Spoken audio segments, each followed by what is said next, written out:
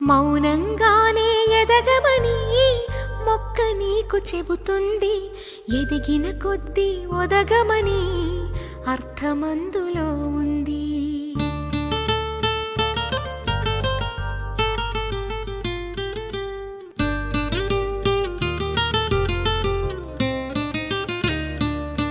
మౌనంగానే ఎదగమని మొక్క నీకు చెబుతుంది. ఎదిగిన కొద్దీ ఒదగమని అర్థమందులో ఉంది. అపజయాలు కలిగిన చోటే గెలుపు పిలుపు వినిపిస్తుంది.